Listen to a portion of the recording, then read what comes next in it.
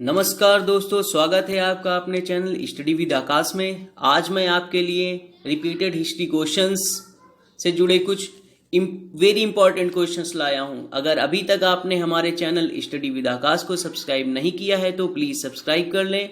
तो चलिए शुरू करते हैं। चूँकि हम लोगों ने कल सेकेंड पार्ट में 6 क्वेश्चन कर लिए थे दिल्ली सल्तनत गुलाम वंश में, तो आज 7 क्वेश्चन से स्टार्ट करेंगे और यही हमारा पहला ही क्वेश्चन होगा। तो आज का प्रश्न है कि सुल्तान कुतुबुद्दीन ऐबक की मृत्यु कैसे हुई। मैंने कल लास्ट वीडियो में बताया था कि कुतुबुद्दीन ऐबक की जो मृत्यु हुई थी घोड़े से गिरकर चौगान खेलते वक्त हुई थी। तो इसका जो सही आंसर हो जाएगा फोर्थ, चौगान की क्रीड़ा के दौरान अश्व से गिरने के पश्चात उनकी मृत्यु हो गई। अब अगले प्रश्न की ओर बढ़ेंगे। अगला प्रश्न, निम्नलिखित में से किसने दिल्ली को सल्तनत की राजधानी के रूप में स्थापित किया था। तो इसका जो सही आंसर है वो बी है, क्योंकि इल्तुतमिश से पहले 1206 से 1210 तक कुतुबुद्दीन ऐबक थे जिन्होंने अपनी राजधानी लाहौर रखा था, और 1210 के बाद से जो शासक जो बने थे, सुल्तान बने थे, वो इल्तुतमिश बना था। तो उसने जो है अपनी राजधानी लाहौर से परिवर्तित करके दिल्ली कर दी थी, और इल्तुतमिश ने ही भारत में सल्तनत काल में सर्वप्रथम शुद्ध अरबी के सिक्के चलवाए थे। और इनके बारे में थोड़ा सा मैं और जानकारी दे दूं कि 2 महत्वपूर्ण सिक्के, चांदी का टंका जो कि 175 ग्रेन का था और तांबे का जीतल, उसी ने आरंभ किया था। और उसने जो है सिक्कों पर टकसाल का नाम लिखवाने की परंपरा भी शुरू करी थी। बस आज इस क्वेश्चन के लिए इतना इंफॉर्मेशन। अब अगले क्वेश्चन की ओर बढ़ते हैं। अगला क्वेश्चन, दिल्ली का वह प्रथम सुल्तान कौन था जिसने नियमित सिक्के जारी किए तथा दिल्ली को अपने साम्राज्य की राजधानी घोषित किया। अभी जैसे मैंने बताया आपको, इल्तुतमिश ने जो है 2 महत्वपूर्ण सिक्के, चांदी और तांबे का जीतल, चांदी का टंका प्रारंभ किया था, और सिक्कों पर टकसाल का नाम लिखवाने की परंपरा भी शुरू करी थी। और तो इसका जो सही आंसर हो जाएगा वो आपका बी हो जाएगा। अब अगले प्रश्न की ओर बढ़ते हैं। अगला प्रश्न, निम्नलिखित में से कौन सी इल्तुतमिश के राज्यकाल में सल्तनत की राजधानी थी। ये भी हम लोग बात कर चुके हैं। तो इसका जो सही आंसर होगा डी, दिल्ली। और मैं आपको फिर से आज बता दूं कि ये सारे क्वेश्चंस जो हैं बार बार परीक्षा में पूछे जाते हैं। इवन पीसीएस, आरओ, एआरओ, है ना, जितने भी बड़े लेवल के कॉम्पिटिटिव एग्जाम्स होते हैं उन सभी में ये क्वेश्चंस पूछे जाते हैं। तो इनके आने की संभावना यूपीएससी, ईपीएफओ में भी बहुत ही ज़्यादा है। तो हम लोग इन क्वेश्चंस को कंटिन्यू रखते हैं। अब अगले क्वेश्चन की ओर बढ़ते हैं। अगला प्रश्न, सल्तनत के निम्नलिखित सुल्तानों में से किसने सर्वप्रथम अपनी राजधानी दिल्ली स्थानांतरित करी थी। मैंने लास्ट क्वेश्चन में डिस्कस भी किया है आपसे कि कुतुबुद्दीन ऐबक के समय जो दिल्ली सल्तनत की राजधानी थी वो लाहौर थी, और इल्तुतमिश के आते ही इल्तुतमिश ने लाहौर से राजधानी परिवर्तित करके दिल्ली को स्थानांतरित कर दिया था, दिल्ली को बना दिया था। तो इसका सही आंसर हो जाएगा सी, इल्तुतमिश हो जाएगा। अब अगले प्रश्न की ओर बढ़ते हैं। अगला प्रश्न, दिल्ली का प्रथम मुस्लिम शासक कौन था। तो दिल्ली का प्रथम मुस्लिम शासक जो माना जाता है वो आपका इल्तुतमिश ही माना जाता है, कुतुबुद्दीन ऐबक नहीं माना जाता है। क्यों? क्योंकि जो कुतुबुद्दीन ऐबक थे वो मोहम्मद गौरी के द्वारा दी गई उपाधि अमीर से ही संतुष्ट रहे, तो उन्होंने अपने आप को सुल्तान की उपाधि से नहीं नवाजा।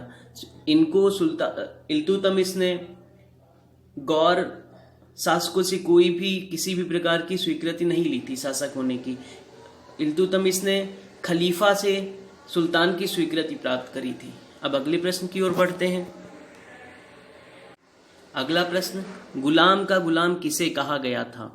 मैंने आपको ये पहले भी बता रखा है कि गुलाम का गुलाम इल्तुतमिश को कहा जाता है। क्यों? क्योंकि मोहम्मद गौरी ने कुतुबुद्दीन ऐबक को खरीदा था और कुतुबुद्दीन ऐबक ने इल्तुतमिश को खरीद लिया था। तो अब अगले प्रश्न की ओर बढ़ते हैं। निम्नलिखित में से कौन मध्यकालीन भारत की प्रथम महिला शासिका थी? तो इसका जो सही आंसर हो जाएगा रजिया सुल्तान हो जाएगा। क्यों? क्योंकि इल्तुतमिश की ये पुत्री थी और ये इल्तुतमिश के बाद ही जो है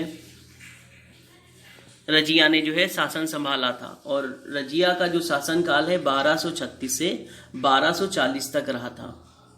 अब अगले प्रश्न की ओर बढ़ते हैं।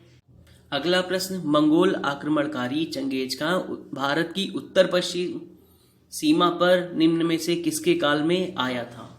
तो जो इसका सही आंसर है वो बी होगा, इल्तुतमिश। चंगेज खां लगभग 1224 ईस्वी के आसपास जो है भारत की ओर प्रस्थान किया था, लेकिन एक संधि के तहत वह वापस चला गया था। अब अगले प्रश्न की ओर बढ़ते हैं।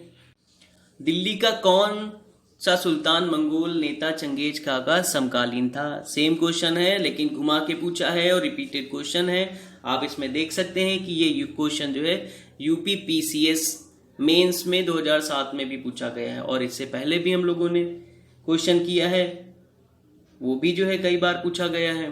तो इसका जो सही आंसर हो जाएगा वो क्या हो जाएगा? इल्तुतमिश। इल्तुतमिश के टाइम पे ही 1224 के आसपास आया था, लेकिन एक संधि के तहत वह वापस चला गया था। अब अगले प्रश्न की ओर बढ़ेंगे। अगला क्वेश्चन, किसके शासनकाल में मंगोल प्रथम बार सिंधु के तट पर देखे गए थे? तो इसका जो सही आंसर है वो आपका इल्तुतमिश है। मैंने आपको क्या बताया, क्वेश्चन घुमाकर भी पूछ सकता है। देखिए ये भी जो है इल्तुतमिश के शासनकाल से ही रिलेटेड क्वेश्चन है। तो अब अगली ओर बढ़ते हैं, अगले क्वेश्चन की ओर। अगला प्रश्न, चंगेज खां के अधीन मंगोलों ने भारत पर आक्रमण किया था। ये भी वैसा ही क्वेश्चन है और आप देख सकते हैं ये आईएएस और छत्तीसगढ़ पीसीएस में दोनों में पूछा गया है। तो ये कितना इंपॉर्टेंट क्वेश्चन हो सकता है और ये बार बार रिपीट भी हो रहा है। तो इसका जो सही आंसर हो जाएगा ये सी हो जाएगा, इल्तुतमिश के शासनकाल में। मैंने आपको बताया है टाइम पीरियड भी लगभग 1224 के आसपास। अब अगले प्रश्न की ओर बढ़ते हैं। अगला क्वेश्चन, चंगेज खां का मूल नाम था, क्या नाम था ये आपको बताना है। तो इसका जो सही आंसर है वो सी है। मूल नाम का मतलब प्रारंभिक नाम बोल सकते हैं। पहले लोग चंगेज खां को किस नाम से पुकारते थे? तो तेमुचिन। और मैं आपको बता दूं तेमुचिन और कहीं कहीं पे चा के स्थान पर जा भी लगा रहता है, मतलब तेमुजिन। अब अगले प्रश्न की ओर बढ़ते हैं। अगला प्रश्न, इल्तुतमिश ने बिहार में अपना प्रथम सूबेदार नियुक्त किया था। तो जो इसका सही आंसर है वो डी हो जाएगा। अब मैं इसको थोड़ा सा आपको डिटेल में बता देता हूं कि बिहार का इससे पहले जो सूबेदार था तो वो एवाज था। तो इल्तुतमिश ने जो है एवाज को पराजित कर वहां का शासक जो है मलिक जानी को बना दिया था। सूबेदार जो है मलिक जानी को बना दिया था। अब अगले प्रश्न की ओर बढ़ते हैं। अगला प्रश्न, रजिया बेगम को सत्ताच्युत करने में किसका हाथ था? सत्ताच्युत का मतलब पद से हटाने में किसका हाथ था? तो रजिया बेगम को सत्ताच्युत करने में तुर्कों का हाथ था, सी ऑप्शन। और क्यों करना चाहते थे? क्योंकि तुर्कों ने इससे पहले कभी भी किसी भी महिला शासक के अंडर में वर्क नहीं किया था। तो इसलिए तुर्क जो है किसी भी महिला के अंडर में जो है काम करना पसंद नहीं करते थे और वो ये सोचते थे कि अगर मैं किसी महिला के अंडर में वर्क कर रहा हूं तो ये हमारा अपमान होगा। इसलिए अब अगले क्वेश्चन की ओर बढ़ते हैं। अगला प्रश्न, दिल्ली के सुल्तान बलबन का पूरा नाम क्या था? तो इसको मैं बता दूं, इसका जो सही आंसर हो जाएगा वो गयासुद्दीन हो जाएगा और कहीं कहीं पे गियासुद्दीन भी लिखा रहता है। तो बलबन का जो पूरा नाम था वो गयासुद्दीन बलबन था। और बलबन ने जो बागडोर संभाली थी वो 1266 से 1287 में जो है सुल्तान रहा था। और बलबन को इल्तुतमिश ने 1233 में ग्वालियर विजय के बाद जो है खरीदा था। ठीक, और बलबन को एक उपाधि भी दी गई थी सुल्तान से पहले, उलूग खां की। और ये उलूग खां की उपाधि इसलिए दी गई थी क्योंकि बलबन ने जो है अपनी लड़की की जो है शादी नसरुद्दीन से करी थी। अब अगले प्रश्न की ओर बढ़ते हैं। अगला प्रश्न, दिल्ली के किस सुल्तान के विषय में कहा गया है कि उसने रक्त और लौह की नीति अपनाई थी? तो इसका जो सही आंसर है वह बलबन हो जाएगा। क्यों कहा जाता है ये मैं आपको बता दूं, क्योंकि बलबन ने अपने समय में राजत्व सिद्धांत लागू किया था, और राजत्व सिद्धांत जो है उसकी दो मेन जो है क्वालिटीज बताई जाती हैं। पहली कि उसने बताया था कि सुल्तान का जो पद होता है वो ईश्वर के द्वारा प्रदान किया जाता है, ईश्वर देता है। और दूसरा जो उसने बताया था कि सुल्तान जो होता है निरंकुश होना चाहिए, निरंकुश होता है। तो और वो ये भी कहता था कि सुल्तान जो है पृथ्वी पर ईश्वर का प्रतिनिधि है और उसका स्थान पैगंबर के बाद है। ठीक है, अब अगले प्रश्न की ओर बढ़ते हैं। अगला जो प्रश्न है वो कथन और कारण पे जो है डिस्कस करने वाला है। तो हम कथन को डिस्कस करते हैं। पहले थे बलबन ने अपने शासन को शक्तिशाली बनाया और सारी सत्ता अपने हाथ में केंद्रित कर ली। ये बिल्कुल सही है। अभी हम लोगों ने लास्ट क्वेश्चन में जैसे बात किया, उसने राजस्व सिद्धांत दिया था, तो ये प्रथम कथन जो है वो राजत्व सिद्धांत के अकॉर्डिंग जो है रखा गया है। वो कारण की बात करते हैं, वह उत्तर पश्चिम सीमा को मंगोल आक्रमण से सुरक्षित करना चाहता था, तो ये भी सही है ना। लेकिन अब ऑप्शन देखते हैं कि इसमें क्या कह रहा है। ऑप्शन है कि ए और आर दोनों सही हैं, ए की समुचित व्याख्या आर है, तो ये गलत है। आर देखिए व्याख्या नहीं कर रहा है ए की। अब अगला देखते हैं बी, ए और आर दोनों सही किंतु ए की समुचित व्याख्या आर नहीं है, तो ये आपका सही हो सकता है। और जैसे मैंने पहले ही बताया कि ए और आर दोनों सही हैं, तो सी और डी ऑप्शन हो ही नहीं सकता। तो इसका जो सही ऑप्शन हो जाएगा वो आपका बी हो जाएगा। ए और आर दोनों सही हैं किंतु ए की समुचित व्याख्या आर नहीं है। अब अगले प्रश्न की ओर बढ़ते हैं। अगला प्रश्न, अपनी शक्ति को समेकित करने के बाद बलबन ने भव्य उपाधि धारण की। कौन सी भव्य उपाधि धारण करी थी इसने? तो इसका जो सही आंसर है वह सी हो जाएगा, जिल्ले इलाही। अब मैं जिल्ले इलाही का मीनिंग आपको बता दूं। जिल्ले इलाही का जो मीनिंग होता है उसका जो अर्थ होता है वो होता है ईश्वर का प्रतिबिंब, है ना। तो अब अगले क्वेश्चन की ओर बढ़ते हैं। अगला प्रश्न, निम्नलिखित में से किसने भारत में प्रसिद्ध फारसी त्योहार नवरोज को आरंभ करवाया? तो इसका जो सही आंसर है वह बलबन है। बलबन ने जो है नवरोज त्योहार को स्टार्ट किया था और ये प्रतिवर्ष उसके राज्य में मनाया जाता था। और ये बलबन क्यों नवरोज त्योहार मनाता था? क्योंकि वो ईरान के जो बादशाह थे उसको अपना आइडियल मानता था, आदर्श मानता था, और उसने वहां की कुछ रीतियां भी अपने यहाँ चलाई थी। एक रीति ये थी कि सिजदा का मतलब भूमि पर लेटकर अभिवादन करना, और दूसरी रीति जो चलाई थी उसको पाबोस कहा जाता है। पाबोस का मतलब सुल्तान के चरणों को चूमना। ठीक है, अब अगले क्वेश्चन की ओर बढ़ते हैं। अगला प्रश्न है, निम्नलिखित में से कौन सा कथन बलबन के संबंध में सही नहीं है? ध्यान से पढ़िएगा, सही नहीं है। तो इसमें हम लोग ऑप्शन पढ़ लेते हैं। पहला है, उसने नियामत खुदाई के सिद्धांत का प्रतिपादन किया, बिल्कुल सही। अब मैं नियामत खुदाई का मतलब भी बता देता हूं आपको। इसका मतलब होता है ईश्वर का प्रतिनिधि, ईश्वर का प्रतिबिंब नहीं, ईश्वर का प्रतिनिधि।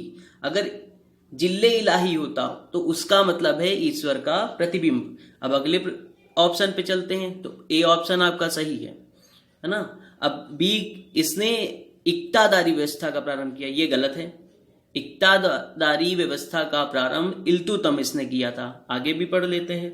उसने तुर्काने चहलगानी का प्रभाव समाप्त किया, बिल्कुल समाप्त कर दिया था। वो इसमें एक सरदार के पद पर था, तुर्काने चहलगानी का प्रभाव में, है ना। और तुर्काने चहलगानी को इल्तुतमिश ने स्टार्ट किया था। इसमें 40 सरदारों का समूह था और 2 तरह के सरदार इसमें रखे जाते थे।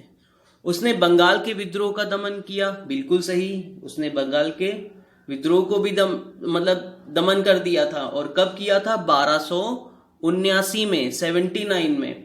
और किसने किया था? वहां का सूबेदार था तुगरिल खां। और बलबन ने क्या किया? उसके विद्रोह को समाप्त किया और उसको मृत्युदंड दे दिया था, है ना। तो इसमें जो सही ऑप्शन हो जाएगा बी हो जाएगा, है ना। तो हम लोग बोल सकते हैं इक्तेदारी व्यवस्था को किसने प्रारंभ किया? इल्तुतमिश ने। अगर आगे क्वेश्चन पढ़ता है तो आप टिक कर सकते हैं। अगले प्रश्न की ओर बढ़ते हैं। अगला प्रश्न, निम्नलिखित सुल्तानों में से किसने गढ़ मुक्तेश्वर की मस्जिद की दीवारों पर अपने शिलालेख में स्वयं को खलीफा का सहायक कहा? तो ये किसने कहा था? बलबन ने कहा था। तो इसका जो सही आंसर है वो बलबन हो जाएगा। अब अगले प्रश्न की ओर बढ़ते हैं। सॉरी दोस्तों, आपके प्रश्न यहीं पे समाप्त होते हैं। तो थैंक यू। आपको अगर ये वीडियो अच्छा लगा हो तो लाइक करिए, शेयर करिए और सब्सक्राइब करिए। Thank you.